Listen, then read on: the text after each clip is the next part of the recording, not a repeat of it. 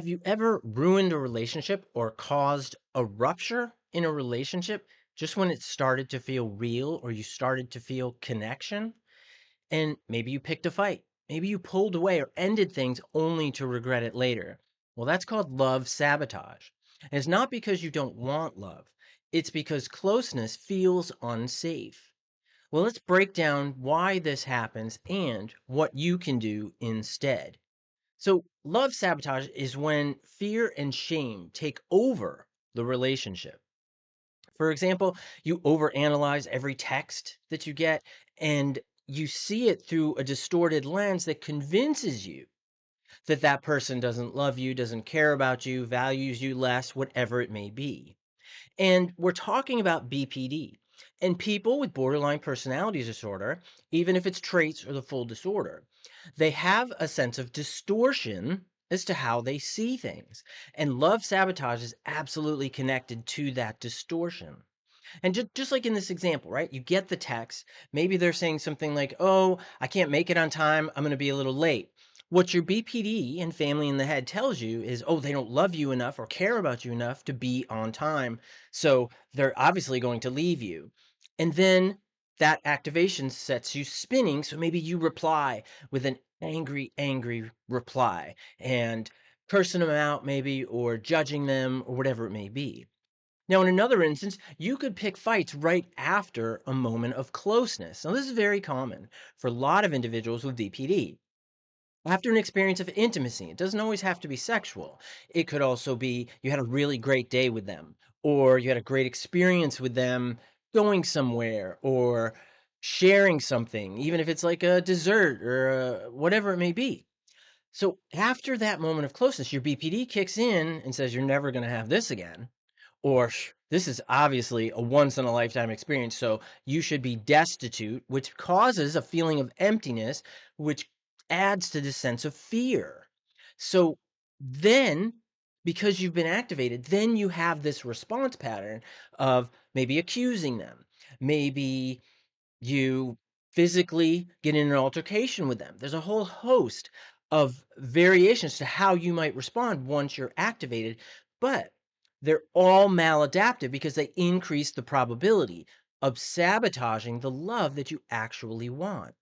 And in another example, for example, you might ghost, withdraw, or even flirt elsewhere to create distance so that you are sort of providing a backup plan, even though your BPD is telling you you're always going to be alone, nothing you can do, but there's no evidence of that.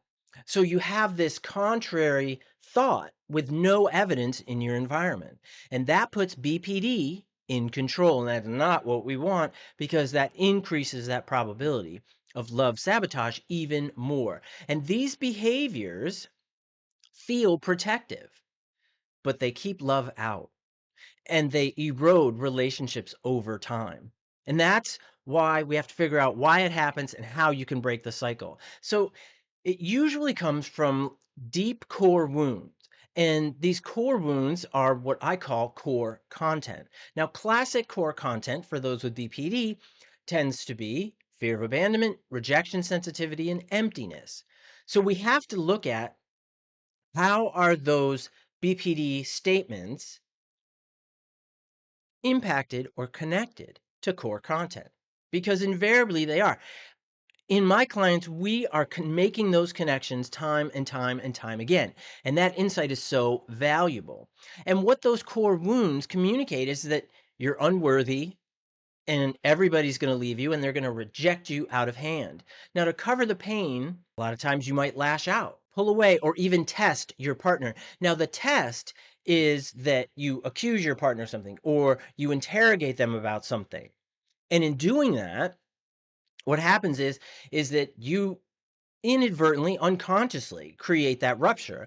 Then if the rupture doesn't destroy the relationship, then you're like, "Oh, well, yeah, I guess we are meant to be together, at least for right now." But and your BPD is like, "Oh, okay, well, we'll give you a short-term reward, a little respite, a break from the torment that's going on from BPD." And that's the reward. Now, an example, a specific example here, this could be that someone plans a sweet surprise for you. Everybody loves a good surprise. But instead of feeling cared for, you panic and snap at them later.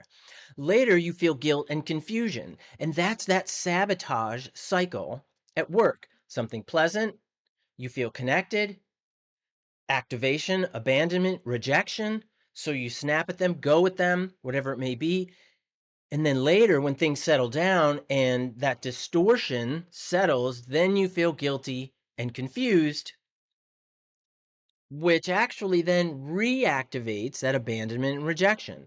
BPD is very, very clever. We wish it wasn't because it'd make it so much easier to deal with. But it is, it's very clever. It knows your thought patterns, your behavioral patterns, and how to put you in situations where you are at a high probability to lose. That's the disorder part. And you have to remember this disorder is not who you are. It's something that you have, and we have to get rid of it. So, how are we going to do that? Well, here's how to interrupt it. First, I want you to notice those warning signs, the urge to fight, run, or test. Absolutely. Then, pause, and this is so hard, and I get it, I get it, I get it. Pause before reacting. Take a deep breath or step back. Leave the room. Whatever you do, don't engage with your partner. Don't do it. Don't do it. Disengage, and this is so hard. So many of my clients have so much trouble doing this initially, but once they start getting the reward, which is less conflict in the relationship, more confidence in themselves, and their ability to manage not only what they think, but how they behave, then that pause becomes easier, right? Practice builds proficiency, and that's what we want. Now, after that pause, then I want you to name that underlying fear. What is that aspect? What got activated? Wait, this is about my fear of abandonment. Oh, you know what? I felt rejected by him or her, and that it's kind of what's going on underneath. And I really don't want to feel empty because then my whole world falls into this chasm and I'll be lost in there forever. So instead, what I want you to do is name it then that you don't care about me. Instead, reword it to something like, I feel scared you'll leave. I feel like your past is better than our future and present together. Look at those things, analyze those things, and talk about those things. And if your partner's kind of weirded out about that stuff, and there are partners who aren't really good at talking about intimacy and stuff, that's where a mental health provider can really, really help you. Absolutely. Now, you want to choose a small step toward connection, not avoidance. And that's the overall goal here, is building connection one step at a time, not in one magical fail swoop. Just doesn't work that way. Man, whew, I wish it did, right? Wouldn't relationships be so much easier? Relationships are tough. And BPD exacerbates that difficulty in connecting to the person you want to be closer to. Love sabotage doesn't mean you're broken. It means you've learned to protect yourself in ways that no longer serve you.